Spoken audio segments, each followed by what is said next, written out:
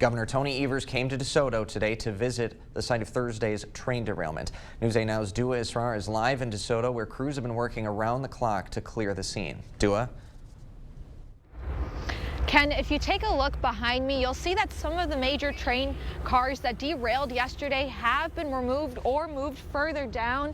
And that's because crews have been working for over 24 hours at this point, and they're working pretty rapidly here to clear this derailment.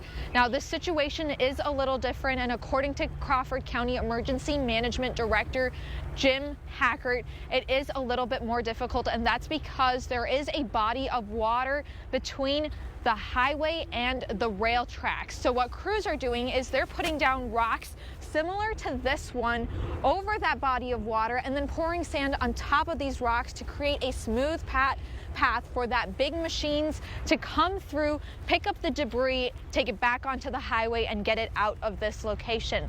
Now, this derailment is currently under federal investigation. Governor Tony Evers did stop by today, and the crews did stop working while governors made his visit through the derailment site. The state will continue to have the DNR and DOT on site to help local crews and BNSF in their cleanup efforts. Governor Evers says it's premature to talk about solutions to train derailments right now. The focus is supporting the local communities in their cleanup efforts. The locals have done just an outstanding job. This is the way it's supposed to work when you have something like this. Locals are here, they're right here, they're trained. Hackett says big machinery will continue to come in until the cleanup process is finished. BNSF has confirmed 10 cars derailed. Each car had 2 boxes of cargo on it. We now know that there was no hazardous material on the train besides some paint and batteries, and that's been contained and is not a danger. If you prepare for the worst and hope for the best, you'll never be surprised. So we prepared for the very worst situation there was, and luckily our response was good to a bad situation. Some diesel did spill into the river, but crews were able to put absorbent boom and contain it. Hackett says crews will continue to work 24 hours a day until the scene is cleared.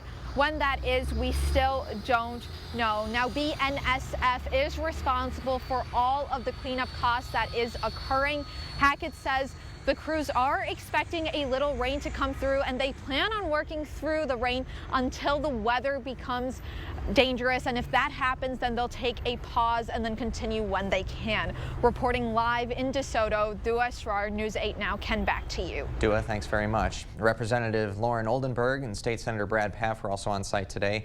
Representatives from Senators Ron Johnson and Tammy Baldwin, as well as House Representative Derek Van Orden's office, also had representatives stopping by. Now, Van Orden tells News 8 Now that Congress will make sure these kind of derailments don't happen anymore. Van Orden says he got, quote, explicit assurance from the BNSF that those tracks in Crawford County were fine. Staff people were given explicit assurance that these tracks are getting inspected on a much more frequent basis, and that something like this would not happen because they've been inspecting the tracks. Now, the U.S. Department of Transportation says the House bill to raise the debt ceiling and cut government spending would actually result in 7,500 fewer railroad inspection days. Van Orden is one of the many House representatives to approve that bill, and so we asked him about it. Now, Van Orden did not confirm or deny if the bill would result in fewer rail inspections. Instead, he told us, quote, these people are fear-mongering and trying to use this as a negotiating tactic with the House of Representatives. They are referring to the DOT.